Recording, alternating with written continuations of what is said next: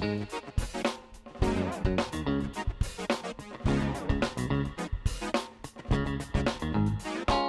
привет! Это новая передача «Книги с Тамарой Эдельман». Наш канал развивается. Спасибо большое всем патронам на Патреоне и всем спонсорам на Ютубе. И теперь мы можем параллельно с уроками с Тамарой Эдельман выпускать еще и книги с Тамарой Эдельман. И в этой передаче я собираюсь рассказывать, как легко догадаться, о книгах.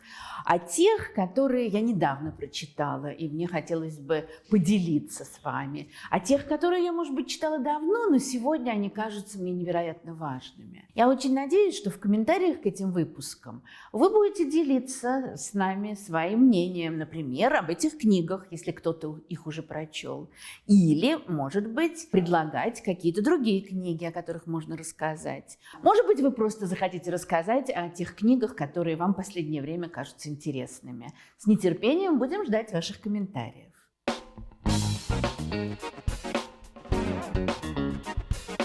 Начать я хочу с невероятно интересной книги. Прямо могу сказать, что за последние годы я ничего подобного не читала. Мало что было так же интересно. Хотя это не детектив, это не остросюжетное повествование. Это исследование. Историческое, политологическое, социологическое. Наверное, можно называть по-разному. Написал эту книгу Николай Эпле. И называется она «Неудобное прошлое». С очень интересным подзаголовком, с очень актуальным подзаголовком. «Память о государственных преступлениях в России и других странах». И уже понятно, насколько эта книга для нас актуальна. Память о государственных преступлениях в нашей стране – это больной вопрос, это нерешенный вопрос. И пока он не будет решен, я совершенно убеждена, что мы не сможем никуда двигаться дальше, вперед, никакое счастливое будущее нам не светит.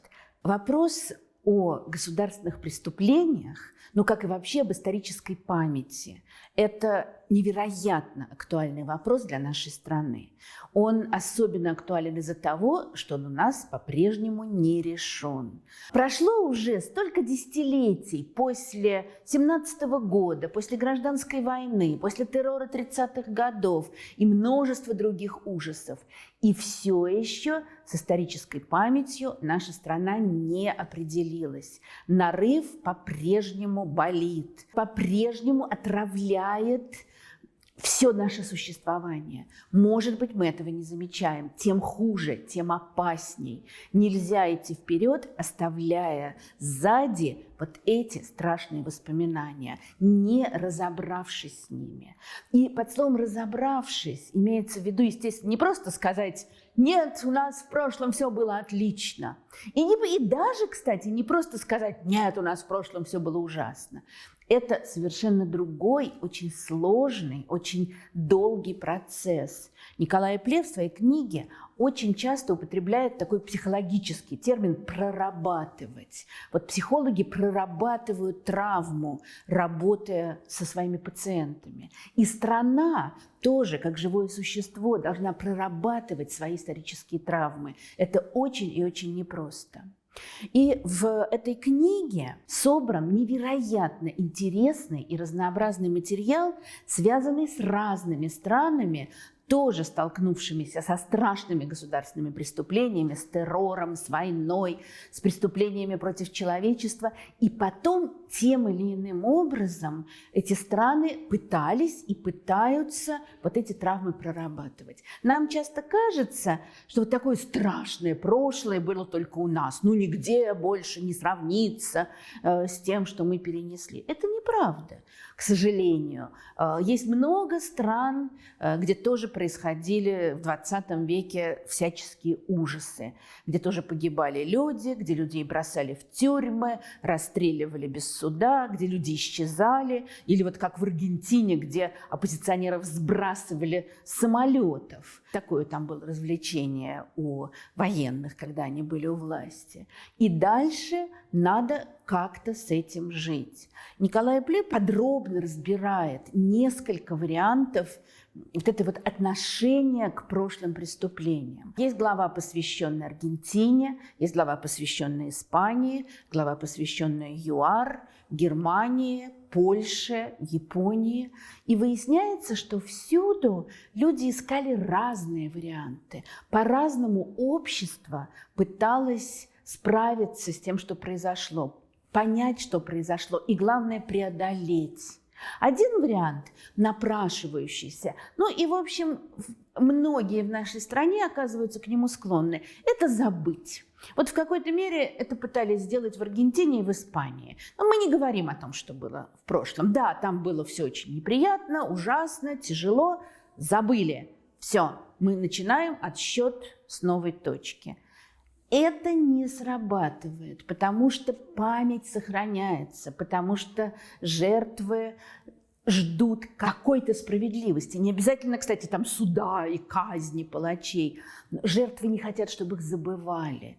Родные жертвы. Вот на меня очень сильное впечатление произвело то, что в Аргентине, где вот так вот пытались, ну, уже когда закончилась диктатура, вроде бы что-то вроде демократии стали строить, пытались начать заново. Ну да, было, забудем. И женщины, чьи дети были похищены военными в период хунты, они стали в белых платочках, сначала две всего женщины стали выходить на площадь и требовать, чтобы им сообщили о судьбе их детей. И потом их стало очень много, и потом это стало мощное общественное движение матерей Площади Мая, потом к ним присоединились бабушки Площади Мая. И они смогли свернуть горы и очень много изменить.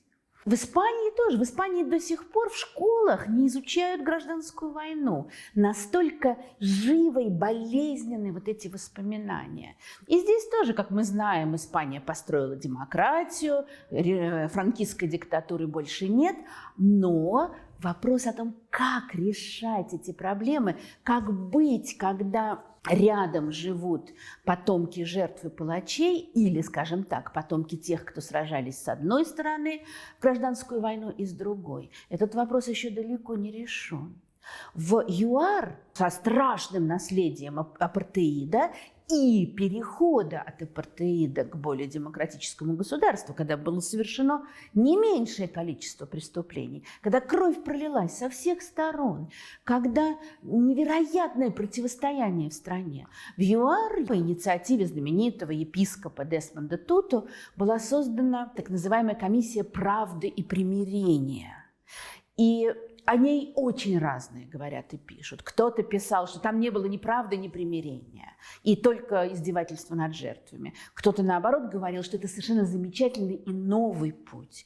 То есть это была комиссия, это не был суд, она никого не отправляла в тюрьму. Наоборот, даже она могла подавать прошение, чтобы человека простили. Люди должны были признаться в своих преступлениях, а жертвы или потомки жертв их прощали. Если они их прощали, то подавалось прошение о том, чтобы их больше не преследовали. Ну, можно очень долго говорить о том огромном материале, который собран в этой книге. Скажу только об одном.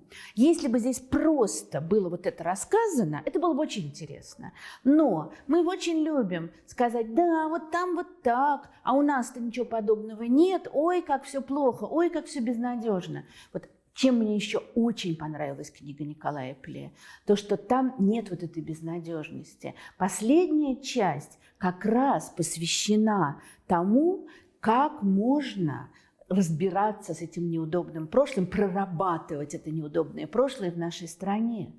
И автор уже видит много ростков, пока разрозненных, слабых, много ростков того будущего общественного консенсуса, тех будущих решений, к которым, я совершенно убеждена, мы когда-нибудь придем. И я очень надеюсь, что если в нашей стране когда-то будет что-то подобное комиссии правды и примирения, то ее возглавит Николай Пле. Тогда это будет здорово.